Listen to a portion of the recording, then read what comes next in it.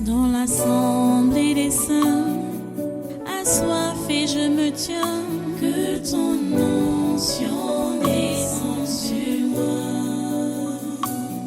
Conscient que mon destin est dans le creux de ta main, que ton onction descende sur moi. Je suis disposé, assoiffé, que ton onction descende sur moi. Je suis disposé, assoiffé, que ton onction descende sur moi.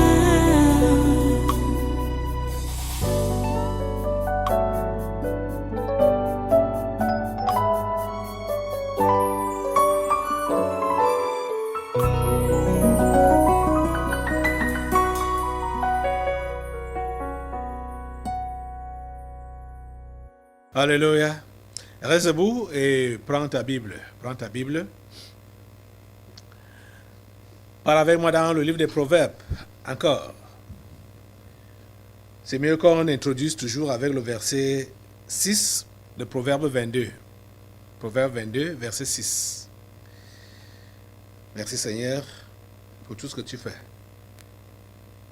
Proverbe 22, verset 6, qui dit donc: instruis l'enfant selon la voie qu'il doit suivre, et quand il sera vieux, il ne s'en détournera pas. Prions le Seigneur. Dieu trois fois saint, nous bénissons ton nom ce matin pour ta parole. De ces jours-ci, de ces moments, ta parole éternelle que tu nous donnes. S'il te plaît, donne à tes enfants la grâce de pouvoir l'assimiler, de pouvoir la recevoir et la garder en l'appliquant au quotidien. Merci Père Saint, parce que tu es avec nous. Merci Père Saint, parce que tu as accompli ta volonté dans nos vies et dans cette Église. Merci ô Dieu. Au nom de Jésus, nous avons prié. Amen. Amen. Prenez place dans cette sainte présence et une fois de plus, soyez les bienvenus ici au Tabernacle de la Liberté, et soyez les bienvenus tous ceux-là qui nous regardent partout dans le monde. Nous bénissons Dieu pour la grâce qu'il nous donne de retourner dans sa parole, dans ses instructions. Oh Dieu, tu es merveilleux.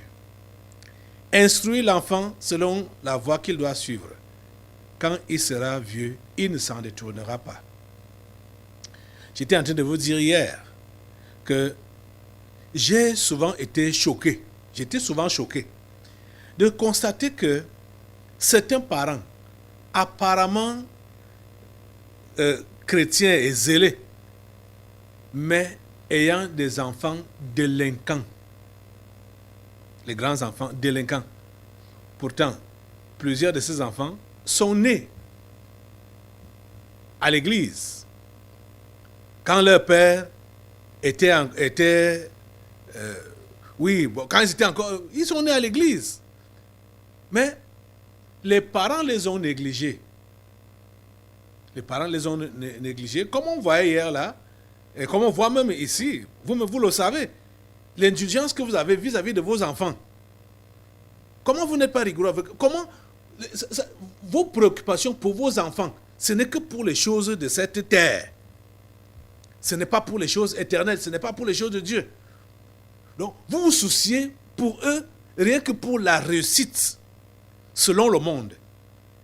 C'est la raison pour laquelle, quand ils grandissent, ils n'ont aucune base de la foi chrétienne, parce que cela n'a pas été inculqué en eux depuis leur bas âge. Et ils sont allés à l'école les a gâtés, l'école les a récupérés et les a détruits. Ils sont devenus maintenant des philosophes. Et certains, ceux qui sont un peu gentils,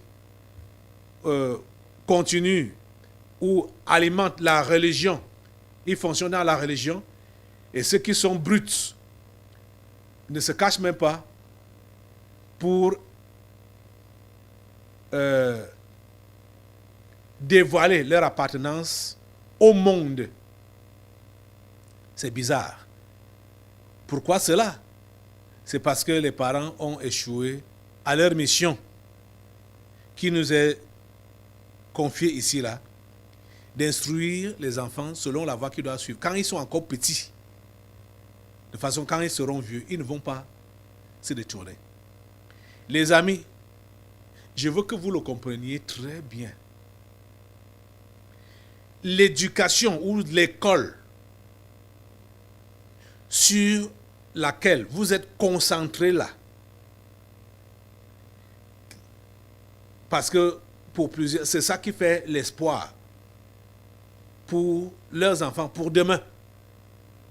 Je vous dis, je vous le redis, que l'école détruit. L'école n'est pas là, n'a pas été instituée comme ça a été fait là, pour le bien des humains. Ça n'a pas été fait pour le bien des humains. Pas du tout. C'est fait pour élever le moi et éloigner les humains de Dieu. Parce que, comme le texte qu'on a lu hier, de Jean-François Macaire, un Français, un politicien, qui est du Parti socialiste, et qui écrit un texte qui ne correspond pas avec l'idéologie socialiste. Parce que lui, il stigmatise les manœuvres. Il les stigmatise dans son texte. Donc, il stigmatise les gens qui ont des petits métiers. Il les stigmatise dans son texte. Or, le Parti socialiste prétend défendre la cause des prolétaires. C'est ça que ça prétend. Donc vous voyez que ces gens, ces hommes politiques, c'est juste des menteurs. C'est juste des menteurs. Du moins, ça expose qui ils sont. Quand quelqu'un va lire ce texte-là et savoir qui est Macaire, il comprend que bon, ce sont juste des menteurs. Hein? Les politiciens, ce sont des menteurs. Ce sont juste des menteurs. Et ils sont là pour leur intérêt personnel, pour leur ventre et pour leur propre moi, pour leur propre gloire. Ils ne cherchent pas l'intérêt du peuple. Pas du tout. Les politiciens. Donc, amis chrétiens, père ou mère de famille, la préoccupation que vous devez avoir pour votre progéniture, c'est qu'elle connaisse Dieu. C'est qu'elle connaisse ses origines. Dieu. C'est lui que vous devez faire connaître à votre progéniture. Votre souci doit être que votre progéniture connaisse d'où elle vient. Qui est son créateur? Et qu'est-ce que son créateur veut d'elle? Je parle de ta progéniture. Donc tous tes enfants. C'est ça que vous devez inculquer à vos enfants, à votre progéniture, et de façon que eux aussi vont inculquer ça à leurs enfants. Je vous en prie, il faut qu'on démarre avec la bonne manière. Parce que si les choses continuent comme c'est là maintenant, il n'y a pas d'espoir pour l'église de demain. Je vous dis la pure vérité qu'il n'y a pas d'espoir pour l'église de demain. Il faut recommencer à zéro. Parce que si maintenant, on supposait que tous les parents de cette église n'étaient plus là, les enfants qui vont rester là, la majorité sont des païens. La majorité des enfants d'ici, la majorité sont des païens. Vous êtes en train de voir l'exemple, non? On les interpelle. Les quelques familles qu'on a eu à interpeller là, qu'est-ce qu'on trouve? La majorité des enfants sont des païens. Donc, les enfants viennent à l'église juste parce que les parents sont à l'église et leur demandent de venir.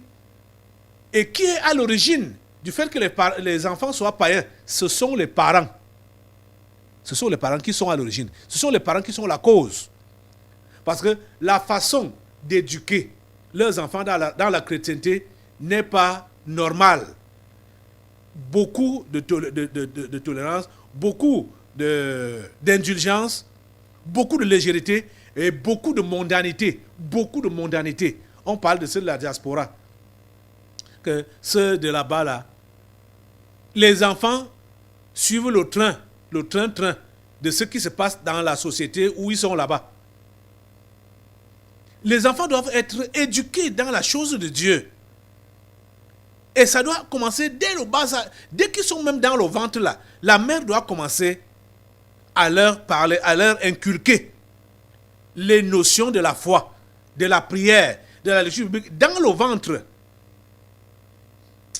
Je veux que nous puissions voir un texte là. Allons dans... parce qu'en ce qui concerne l'éducation des enfants là, les mamans, les mères jouent un grand rôle. Le père est comme superviseur, mais tout se passe avec la mère. La grande partie se passe avec la mère. Je veux dire, la grande partie de l'éducation des enfants, ça se passe avec la mère. C'est quoi dire que quand l'enfant est encore dans le ventre, la mère doit commencer à l'éduquer dans les choses de Dieu, à lui parler, à prier avec l'enfant dans le ventre. Celles-là qui sont enceintes maintenant, comme Madame Tantan qui m'a écrit que l'échographie a montré que l'enfant ne respirait pas, le cœur ne battait pas, le cœur ne battait pas. Est-ce que tu parles avec l'enfant là, ou comme Madame Gwese, est-ce que tu pries avec l'enfant là qui est dans ton ventre? Est-ce que tu lis la Bible avec l'enfant là qui est dans ton ventre? Ça doit commencer depuis le ventre. Commencer à inculquer, parce que l'enfant dans le ventre, c'est déjà un être humain. Puisque le diable, lui, les récupère dans le ventre. Vous savez que quand vous faites les enfants hors mariage, les enfants illégitimes, le diable fait tout pour les récupérer dès leur conception. Parce qu'il sait que ces enfants-là n'ont pas été faits dans les normes. Il les récupère. Donc, ceux qui sont faits dans les normes, vous devez donc vous rassurer que vous les remettez à leur créateur dès leur conception. Vous comprenez ça? Dès leur conception, vous les remettez à leur maître. Ok. Allons dans... Je crois que ça doit être 2 Timothée chapitre 3. 2 Timothée chapitre 3. On va lire le verset 15. On dit que l'éducation chrétienne des enfants, la grande partie repose sur la mère. Et le père est le contrôleur, le superviseur. Il doit se rassurer que les choses se passent comme il faut. 2 Timothée, chapitre 3, verset 15. C'est juste un rappel que Paul fait à Timothée, qui était un jeune serviteur de Dieu. Écoutez ce que Paul dit. Dès ton enfance, dès quand? Ce n'est pas dès ta jeunesse, ce n'est pas dès ton adolescence. Dès ton enfance. Dès ton enfance, tu connais les saintes lettres. Oh mon Dieu. Dès ton enfance, tu connais les saintes lettres qui peuvent te rendre sage à salut par la foi en Jésus-Christ. Dès ton enfance. Vous voyez? Et c'est sa mère, la mère de Timothée, qui l'a instruit dans les saintes lettres depuis son enfance. Et cette maman avait été instruite par sa maman aussi dans les saintes lettres dès son enfance. Ça a été transmis de génération en génération. Dès ton enfance, tu connais les saintes lettres. C'est pourquoi je vous disais hier qu'il n'y a pas les Bibles des enfants, hein, les dessins, hein, machin, tout ça. C'est la Bible authentique que vous devez acheter à vos enfants. Et dès qu'ils savent déjà lire, il faut leur acheter la Bible et il faut qu'ils lisent ça. Ils doivent être instruits dans ça. Hier, j'ai quand même corrigé ça pendant les délivrances prophétiques. Comme je savais qu'il y avait 3 tri dans ce qui concerne mon fils. C'est quand il était à classe 3. Donc, cours élémentaire 1. Classe 3. C'est là que je lui ai acheté sa première Bible. Parce qu'il lisait déjà. Vous comprenez ça? La Bible normale. Pas les histoires de Bible d'enfants. Avec les images, les dessins. Avec les images. C'est ça que Paul dit ici. Timothée n'a pas... On ne lui a pas donné les images, hein, les dessins animés ou machin. On lui rappelle que dès ton enfance, tu connais les saintes lettres qui peuvent te rendre sage à salut par la foi en Jésus-Christ. Pourquoi?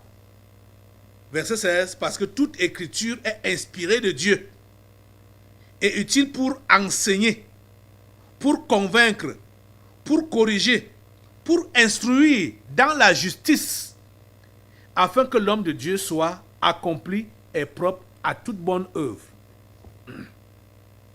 Aujourd'hui, vous allez vous entretenir avec les enfants et les raisonnements qu'ils ont, ce n'est que les raisonnements du monde. Ce qu'ils ont appris à l'école, ce qu'ils ont entendu leurs camarades dire ou leurs enseignants d'école dire, ou ce qu'ils ont lu dans les livres des anges déchus. C'est ça qui fait leur raisonnement. C'est ça qui fait leur appui, c'est ça qui fait leur référence.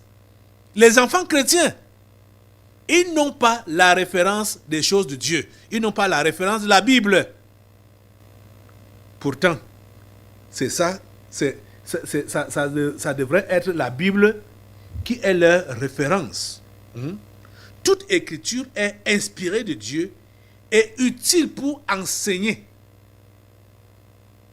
pour convaincre, pour corriger, pour instruire dans la justice, afin que l'homme de Dieu soit accompli et propre à toute bonne œuvre. Vous comprenez ça? Oh mon Dieu. Je vous ai demandé hier, je vais revenir sur ça maintenant, je vous ai demandé hier que quand vous rentrez, vous devez vous asseoir avec votre famille et lire les 10 commandements dans Exode 20. Je saurais si vous avez été obéissant, si vous avez pratiqué cela. Et les 4 questions qui vous sont posées, j'ai demandé également que chacun réponde avec vérité à ces questions-là. Les amis, on ne peut pas espérer à la longévité de la chrétienté en négligeant les instructions de Dieu pour nous-mêmes et pour notre progéniture. Que Dieu nous aide. Que Dieu nous aide. Franchement. Vous voyez donc l'exemple de Timothée. Timothée est l'une des rares personnes qui est restée fidèle avec Paul Et on peut voir pourquoi il a été différent des autres. On peut voir pourquoi. Parce que pour lui, il avait été instruit dans les saintes lettres depuis son enfance. Depuis son enfance. Il ne s'est pas séparé de ça. C'est ça qui l'a maintenu dans les choses de Dieu. Et il est resté collé, fidèle collaborateur de Paul. Quand Paul dit même que tous m'ont abandonné, il dit ça à qui? C'est à Timothée qui le dit. Comme tu me vois là, je suis resté seul. Tous m'ont abandonné. Et pourquoi? Par amour pour ce siècle, pour le siècle présent. Donc vous voyez que même à l'époque de l'apôtre Paul, le problème de la mondanité était récurrent. Oui, même à l'époque de l'apôtre Paul, ceux avec qui il a commencé ou qu'il avait évangélisé, après avoir fait la chrétienté, pendant un temps, ils sont déconnectés de la chrétienté pour rentrer dans le monde. Pourquoi? Parce que la plupart d'entre eux n'avaient pas une base scripturaire en eux, dans leur esprit. La plupart n'étaient pas comme Timothée, qui a eu la grâce que depuis l'enfance, on lui a inculqué les saintes lettres. Ouais. C'est maintenant que je comprends ça. Parce que vous allez lire Paul, il se plaint que beaucoup sont rentrés dans le monde, tous l'ont abandonné, ils sont rentrés dans le monde, ils courent après les choses de cette vie, de cette terre. On comprend la raison. On comprend clairement la raison. C'est parce qu'il n'y avait pas de dépôt en eux depuis leur enfance. S'il vous plaît, ne faites pas comme ça pour votre progéniture. Déposez la parole en eux depuis leur jeune âge. Je dis depuis la conception. Et il faut qu'ils grandissent avec cette habitude-là. La Bible a dit que quand ils seront vieux, ils ne vont pas s'en détourner. Ça va rester en eux. Ouais, je vous dis la pure vérité. Déjà, ce n'est pas moi qui le dis, c'est la parole de Dieu qui le dit. Mais, c'est malheureux. Parce que depuis que je parle, depuis jeudi là, depuis que je parle, et que j'ai attaqué le domaine de l'éducation, je sais que plusieurs parmi vous là, vous n'êtes pas d'accord avec moi.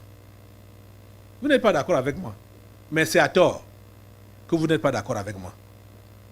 Mais, je vous dis que je vous prêche l'intégrité de l'évangile.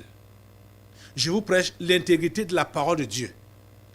Et je vous dis que en mettant en pratique ce que j'enseigne là, ce sera pour le salut de vos âmes, le salut de votre progéniture, le salut du monde.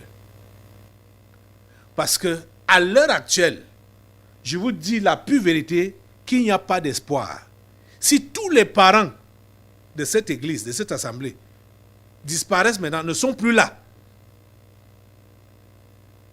je ne sais pas combien de nos enfants chrétiens vont continuer ici à l'église. Je ne sais pas combien ils seront. Mais ce qu'on sait, c'est que vous-même, vous le savez, parents, ça devrait vraiment vous faire pleurer. Hein? Vous-même, vous savez que vos enfants sont païens, n'ont rien à faire avec les choses de Dieu.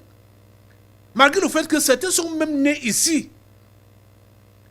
Et vous êtes venus avec d'autres étant encore tout petits. Ils ont grandi ici.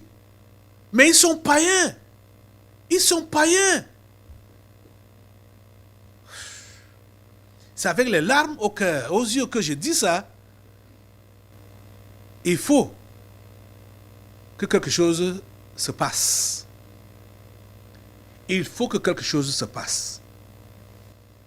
La faute est à vous d'abord, parents.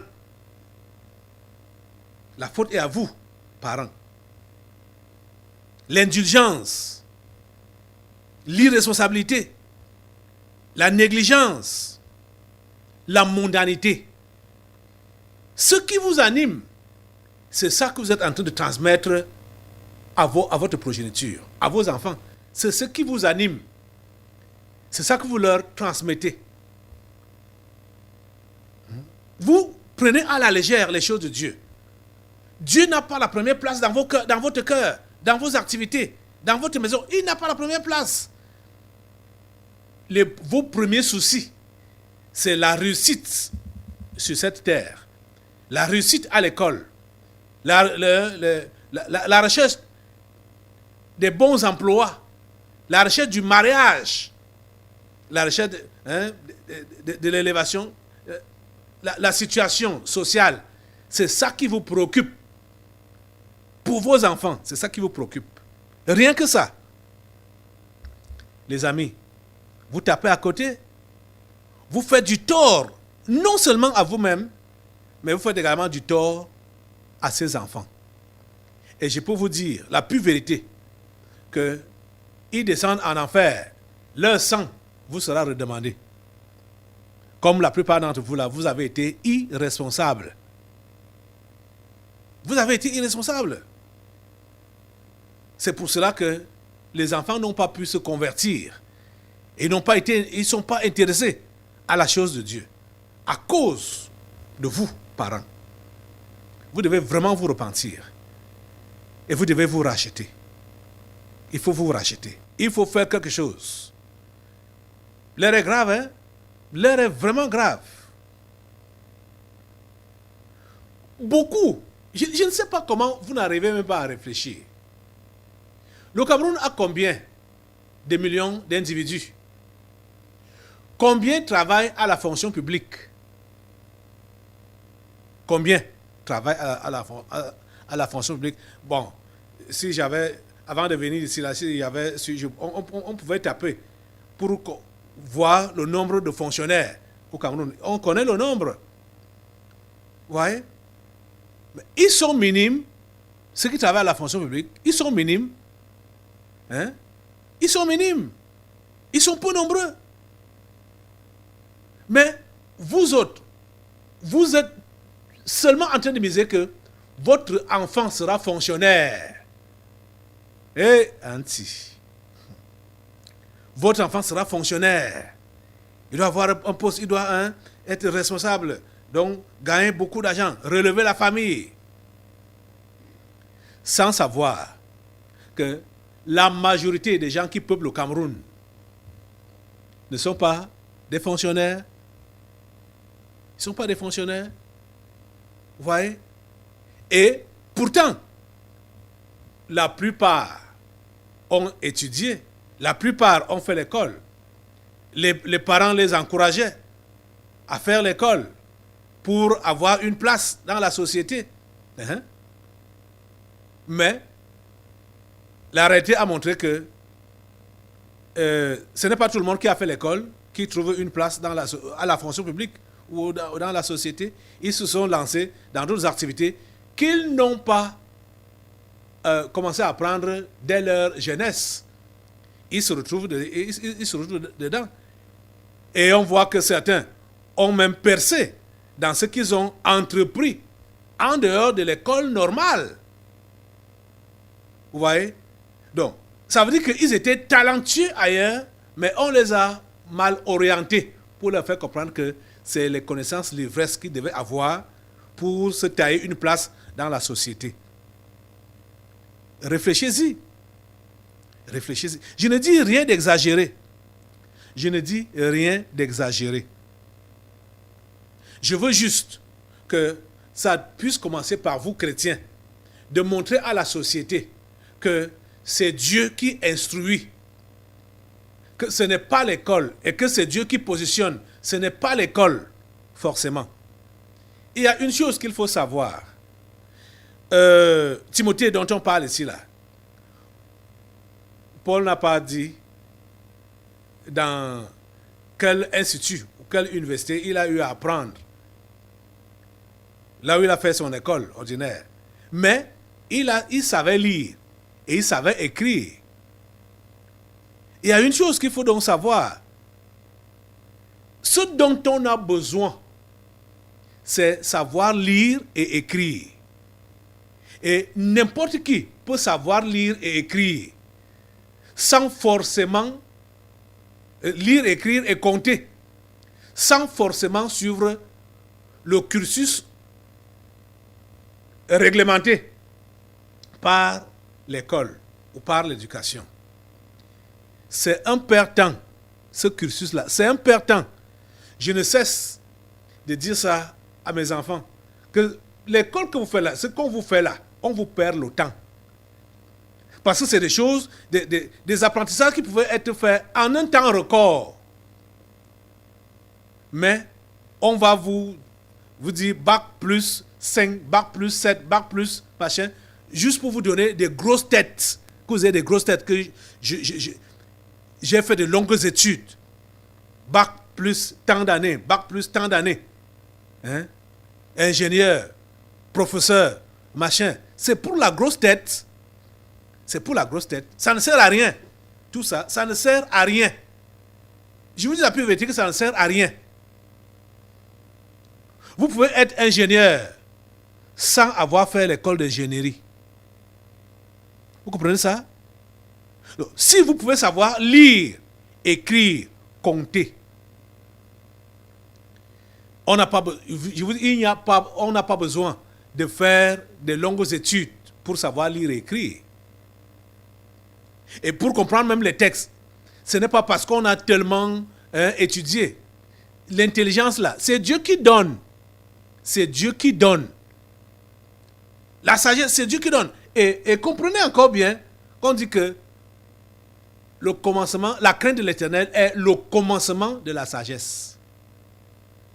Quand tu crains Dieu, tu es connecté à lui-même qui est la source, qui est le sage des sages.